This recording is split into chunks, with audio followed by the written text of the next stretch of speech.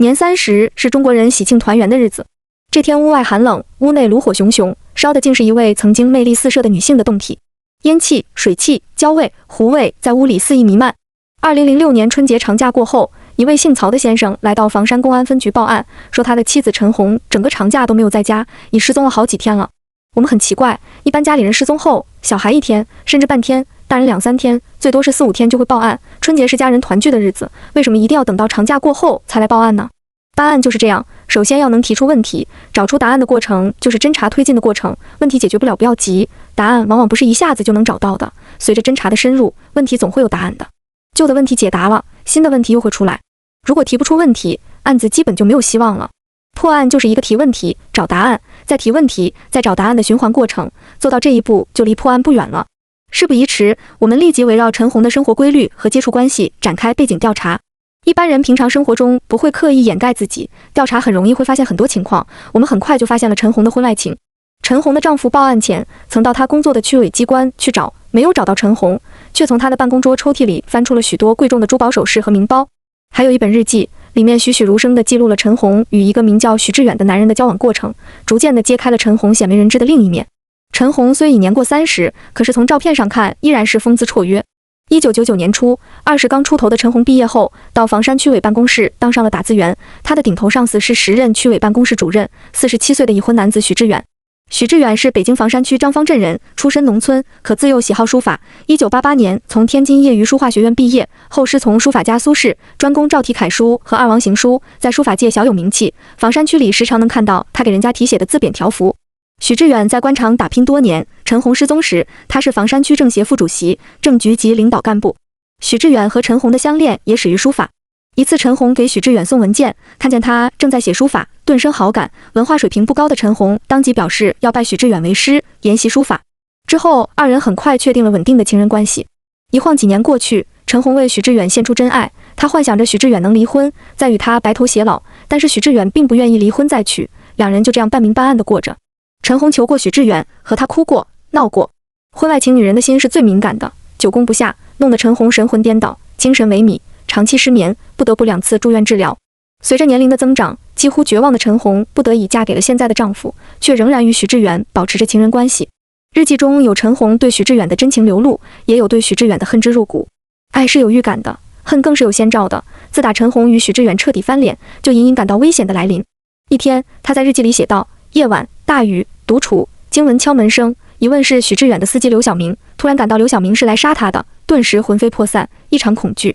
战战兢兢地打开门后，才知道刘小明是要带他去买电视机。陈红的这种预感不是没有道理的。人类社会与动物世界在某些地方很相似。在非洲草原上生活着成千上万只斑马、角马、羚羊、野驴、水牛，当它们过着群居生活，铺天盖地般的觅食，排山倒海般的奔跑时，无疑是安全的，再凶猛的肉食动物也奈何它们不得。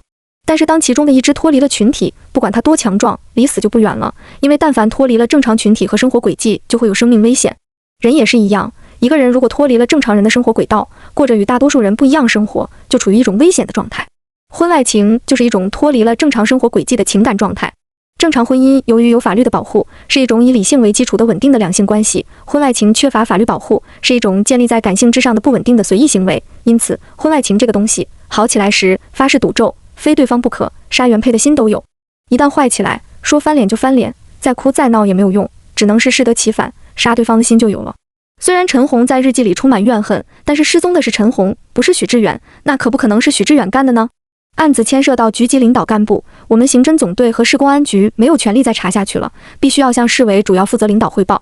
趁市委副书记、市委政法委书记强卫同志来刑侦总队时，我们做了汇报。主要情况是，失踪人员陈红与许志远保持着不正当男女关系多年，许志远具有重大涉案嫌疑，估计许主席亲自动手的可能性不大。他有个司机叫刘小明，两人关系密切，极有可能是许志远雇凶杀人。但是现在我们手中没有掌握直接证据，陈红的尸体还没有找到，作案现场也没有发现。我们建议从许志远与陈红的关系入手，审查许志远，如果有进展，再来攻刘小明。强书记平静地听完，当即表态，不管是谁，只要涉嫌犯罪，一定要一查到底。他说，从法律上说，人大代表不经过同级代表大会或常务委员会批准不被逮捕，但是对政协委员没有这个规定，所以完全可以正面接触许志远。我们还建议，为慎重起见，是否以纪委的名义出面先找他谈谈，强书记说可以以纪委的名义，但一开始就要有公安的人参加。有了领导的首肯，侦查员客客气气地把许志远请到了刑侦总队。56岁的许志远方圆脸，中等身材，微胖，一头染得乌黑发亮的头发整齐地向后梳起。他身上既有领导干部的范儿，又有乡下农民的土劲儿，还夹杂着一股子在社会上打拼多年的江湖气，这是学校培养出来的干部所没有的。许志远不慌不忙地迈着领导干部惯用的稳健步子走进审讯室，听清侦查员的问话后，他对陈红的突然失踪显得很惊讶。他痛快地承认了自己与陈红的不正当关系，并说最近他已认识到这种做法不对，正在逐渐拉开和陈红的距离。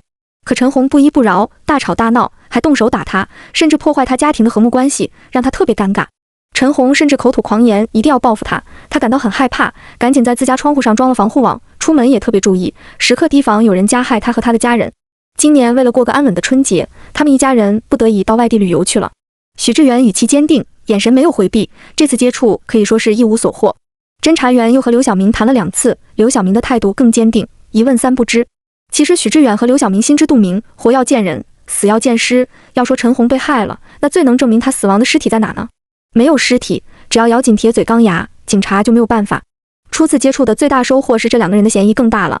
警察抓个人，如果他是被冤枉的，通常会勃然大怒，大声斥骂，拼命喊冤，要找这个，要找那个，竭力证明自己是清白的，因为谁都知道杀人偿命可不是闹着玩的。当今揭露出的那些冤案，个个都是这样，拼死反抗。可是许志远和刘晓明振振有词，不急不恼，这本身就不正常。再说许志远和陈红相好多年，听到陈红失踪了，而且可能被杀死，一点悲痛和惋惜的表示都没有，这不正常。人的情绪是最能说明问题的，也是最难掩盖的。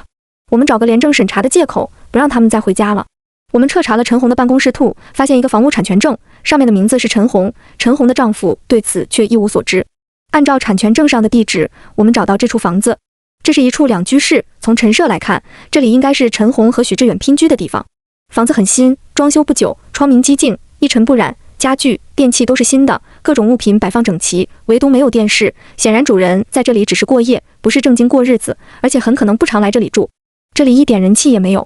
我带着勘察人员在房子里忙活起来，希望能找到有人在这个房子里被杀的线索，想找可疑的血迹，用紫外灯照，用试纸擦蹭可疑斑迹，做连本案检验。这个房子实在太洁净了，什么也没有发现。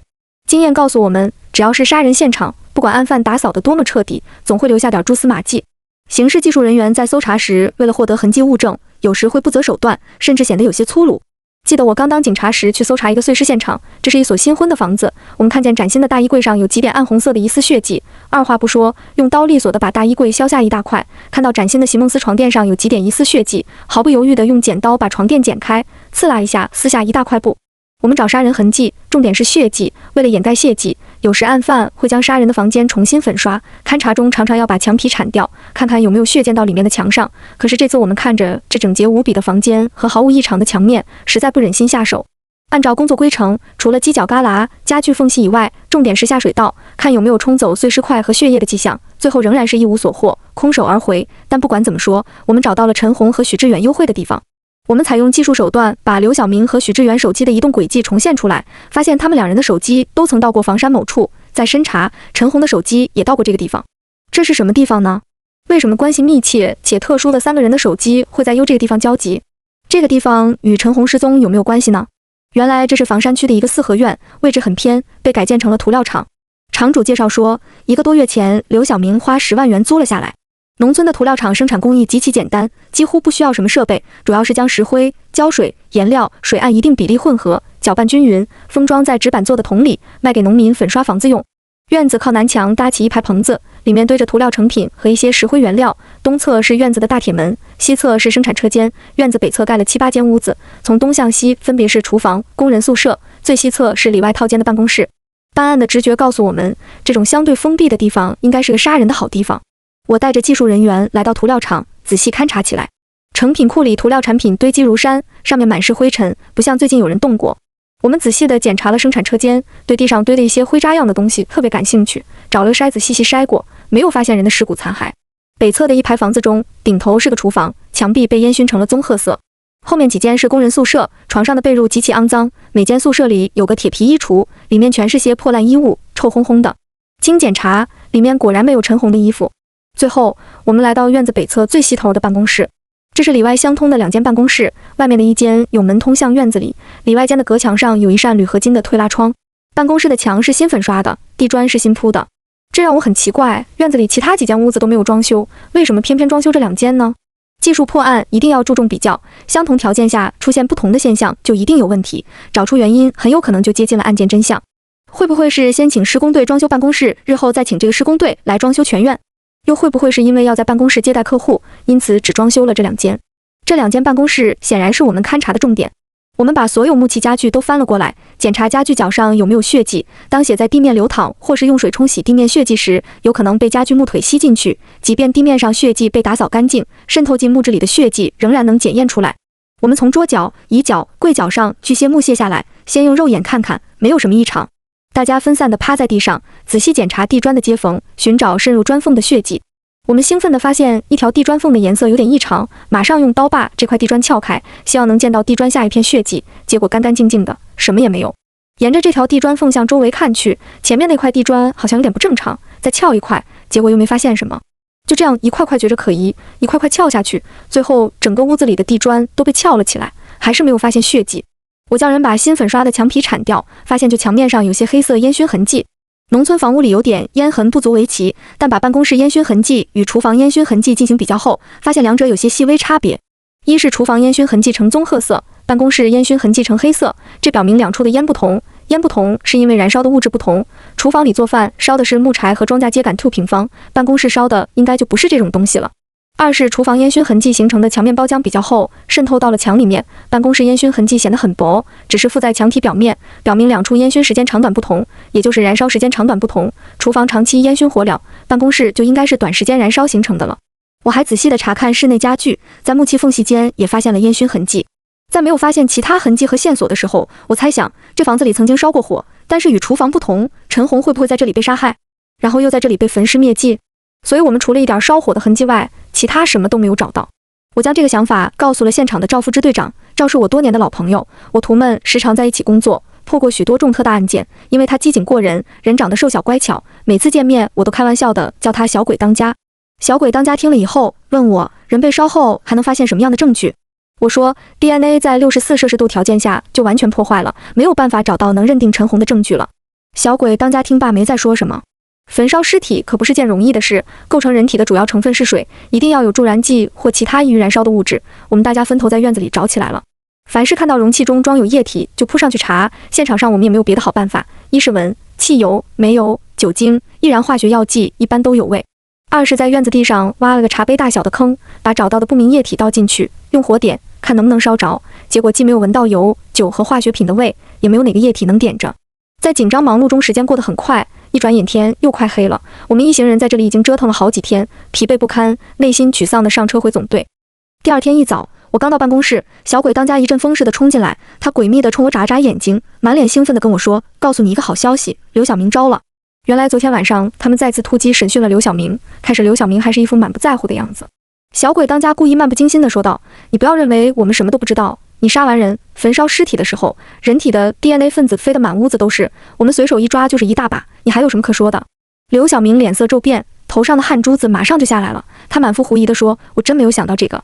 对于一个设计周密的罪犯来说，对自己精心编织的篱笆充满自信，一旦这个篱笆在他意想不到的地方被打开一个缺口，他的脑子里立即会涌出一大堆新的假设，越想越害怕，越想漏洞越多，霎时间缺口套着缺口，漏洞连着漏洞，如大厦将倾，巨坝将溃，自信崩溃，心理防线也就彻底垮塌，自己将自己打倒了。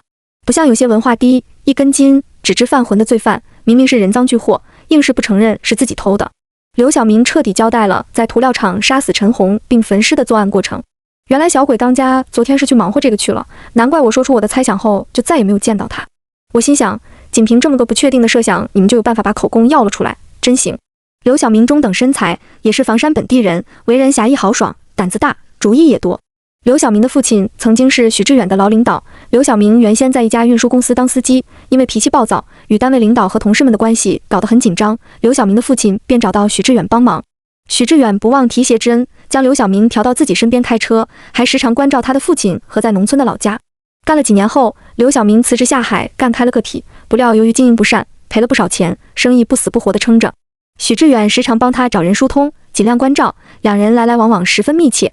许志远有重要事情要办，从不叫别人，只叫刘晓明去办。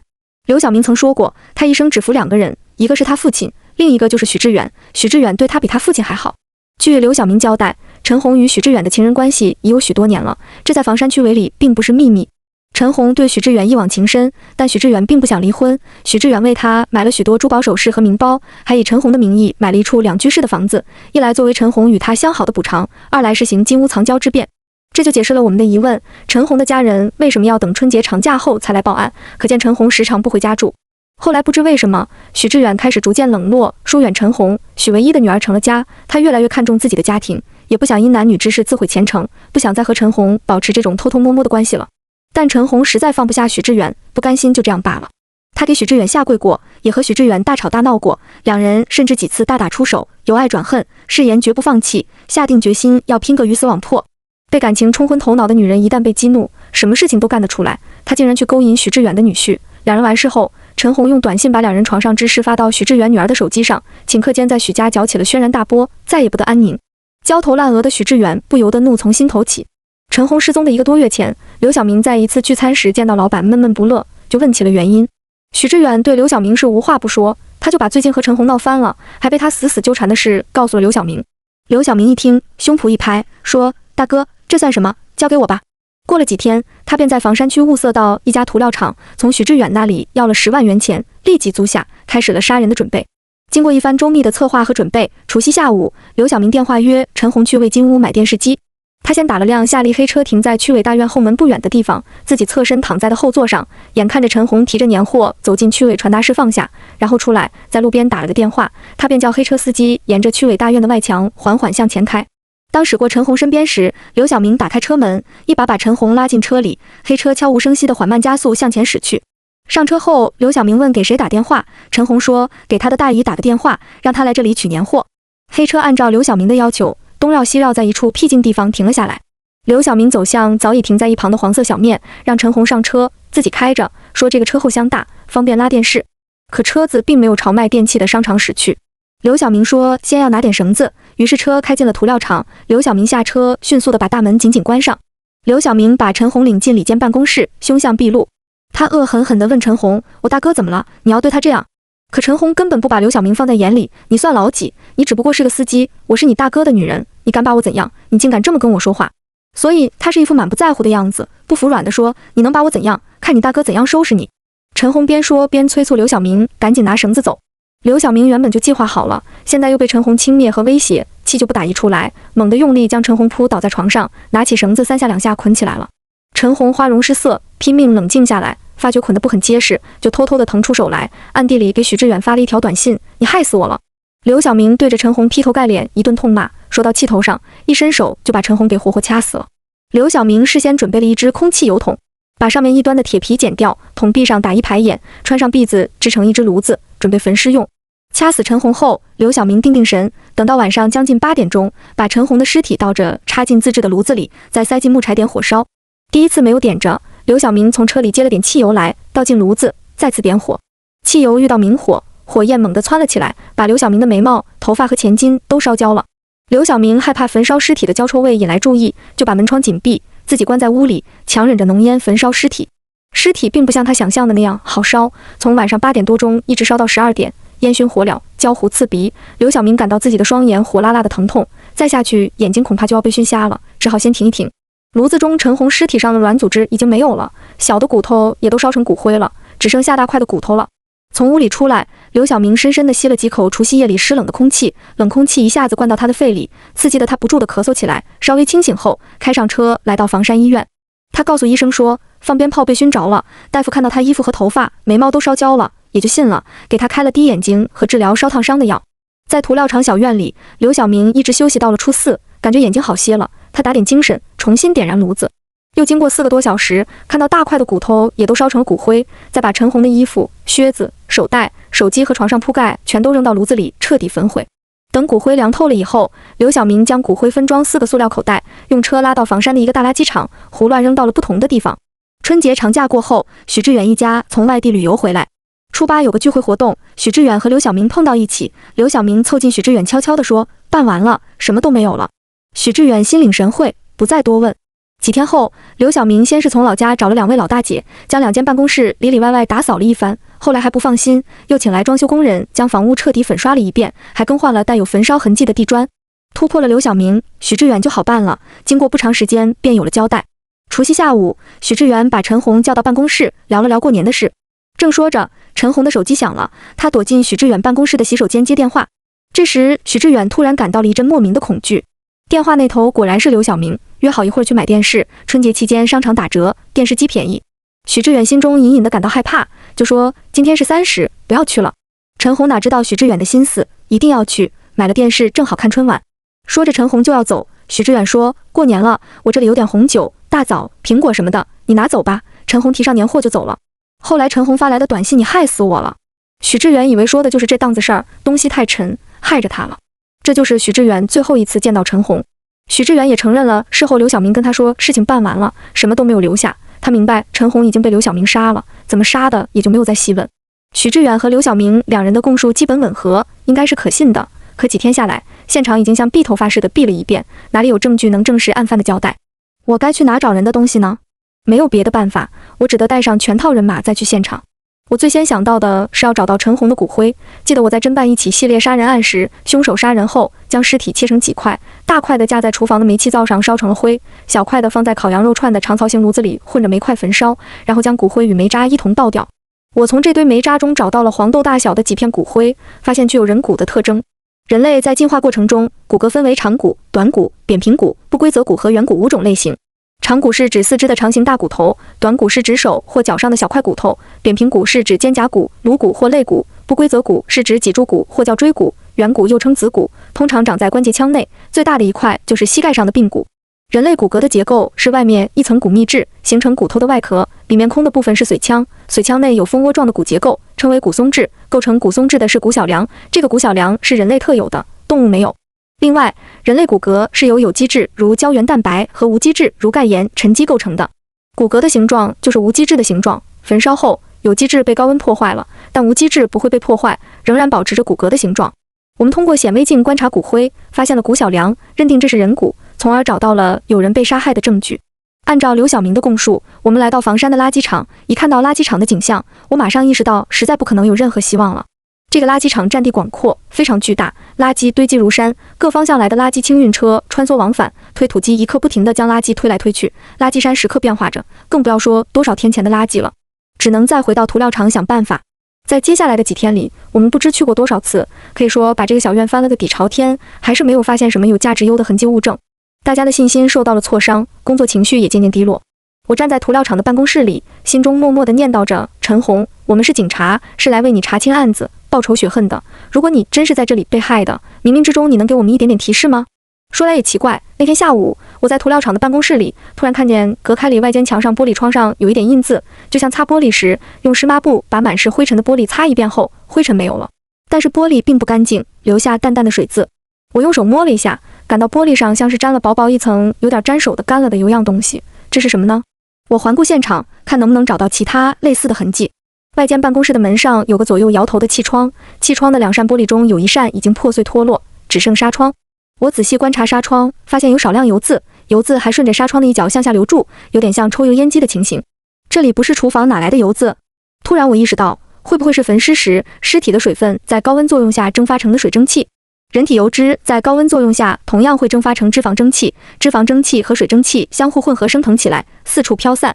一幅恐怖的年夜焚尸图在我面前浮现。年30是中国人最期盼的一天，屋外漆黑寒冷，屋内炉火熊熊，烧的竟是一位曾经魅力四射的女性的胴体。烟气、水汽、焦味、糊味在屋里肆意弥漫。当脂肪和水的混合蒸汽飘散到没有玻璃的纱窗这儿，遇到了外面冷空气，飘散到办公室隔墙，遇到了温度比较低的玻璃窗时，水蒸气重新凝结成水，脂肪蒸汽也重新凝结成脂肪。这位女性的灵魂是不是也随着蒸汽飘散、升腾、凝结？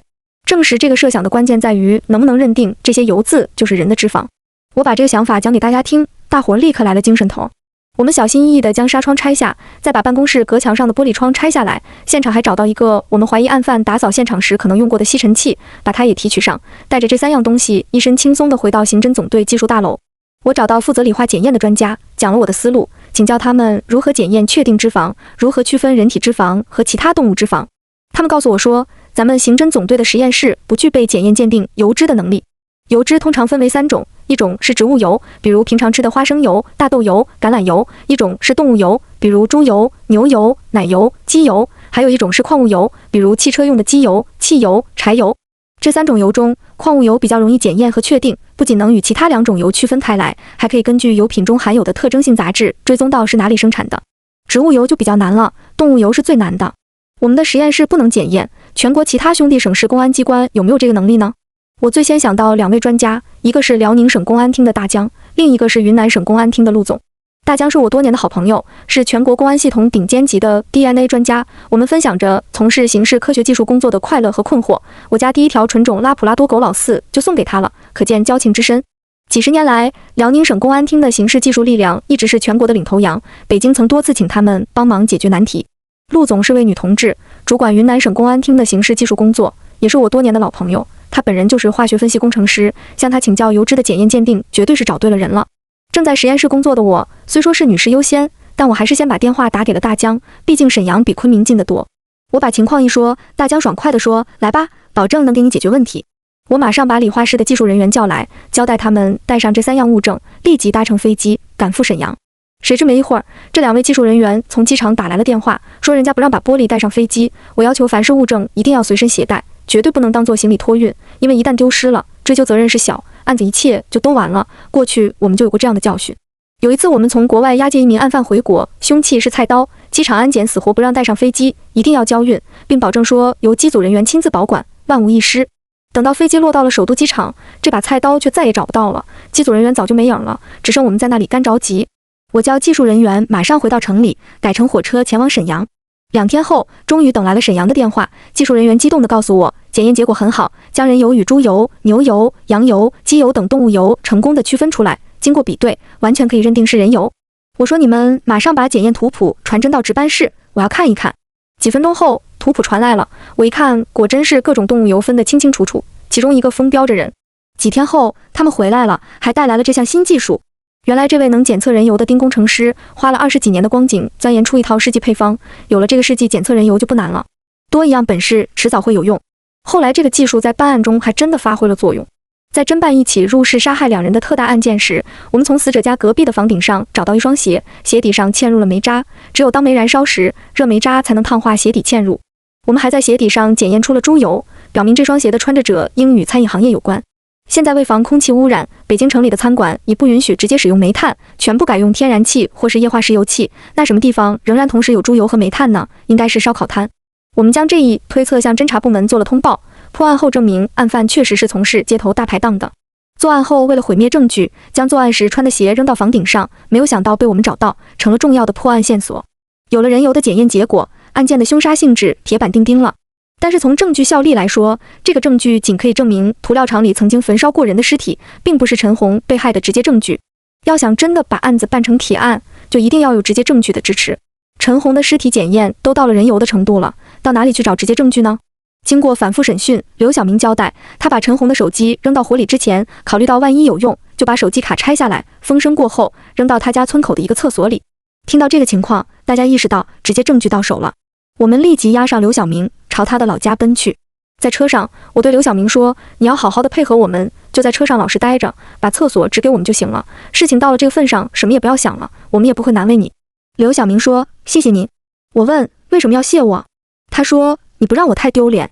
刘小明一家2代在乡里乡亲们的眼里，应该属于功成名就的有本事吐的人。如果我们把戴着手铐、趟着脚镣的刘小明从车里压下来，让乡亲们看到，这对世代居住在这里的刘家会是多么丢脸的事啊！2007年6月，此案在北京市一中院开庭审理时，许志远和刘小明的律师分别为他们做了指使杀人证据不足和最轻的辩护。许志远的律师认为，尽管许志远说过灭了他的心都有，但只是停留在心里想想和口头上说说。许志远没有唆使命令刘小明去杀害陈红，也没有提出明确的要求和部署具体的实施计划。律师还认为，被杀害人陈红有重大过错，与许志远关系恶化后产生了报复想法，采取了一些不应该有的行为，给许志远一家人造成了重大伤害，对矛盾激化负有直接责任。除被控雇凶杀人，许志远还被控受贿50余万元。律师辩称，并无充分证据证明许志远受贿。刘小明则当庭翻供，否认杀人焚尸的指控。他的律师在庭上更改了辩护词，临时改为他做无罪辩护。刘晓明的律师表示，检方的证据有瑕疵，在没有找到陈红尸体的情况下，本案并没有掌握陈红死亡的直接证据，只有刘晓明的口供和纱窗、玻璃上的人体脂肪，仅以此来认定为陈红所流是没有科学根据的，因此应该重新认定陈红系失踪，而不是死亡，对刘晓明应无罪释放。而且刘晓明一直在法庭上质疑所谓尸体粉末的 DNA 检验结果，可以说到死他也没弄明白这是怎么回事。转年，北京市一中院对此案进行一审宣判，许志远犯故意杀人罪被判处死刑，犯受贿罪被判处有期徒刑13年，依法对其执行死刑，剥夺政治权利终身。刘晓明因犯故意杀人罪被判处死刑，剥夺政治权利终身。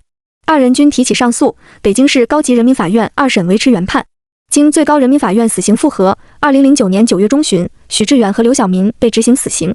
对这个结果，连我都感到有些意外。一般来说，杀死一个人，2名罪犯被执行死刑突立方并不多见，像许志远这样的领导干部，只要不被脑袋搬家，判个死缓都不怕，关上几年弄个保外就医，只要出来就照样能呼朋唤友，吃香喝辣，被执行了死刑，只得一了百了了。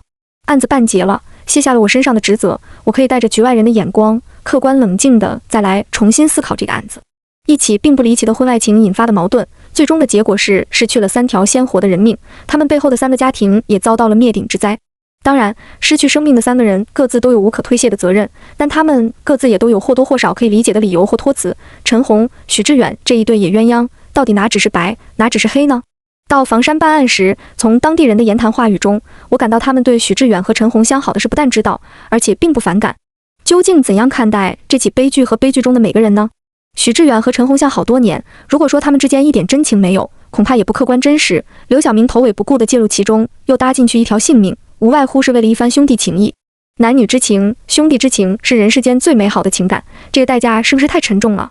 从纯粹的技术角度回顾这起案件，我想该他许志远倒霉，或许真的是人在做，天在看。陈红真的听到了我的祈祷。如果我在现场没有发现人油痕迹，如果发现了人油没有办法检验，许志远最多也就是判个无期，连个死缓都够不上。案子破了，虽说惩恶扬善是我们警察的天职，可到底是杀人抵命好，还是不要再人头落地好呢？其实我们当警察的这么拼命，不放弃一切线索，固然有警察的责任感在里面，与看不见的对手的暗中较量，恐怕也是乐此不疲的原因之一。不容否定的是，案件最后的判决说明了此案的主观恶意、恶劣性质、情节严重和手法残忍，而我最关注的是定案的证据经得住了考验。最后值得一提的是，北京从2010年起对死刑犯全面实施注射死刑，许志远是首批被执行注射死刑的罪犯，用自己的死亡参与推动司法进步，这恐怕也是他这个政协副主席始料不及的。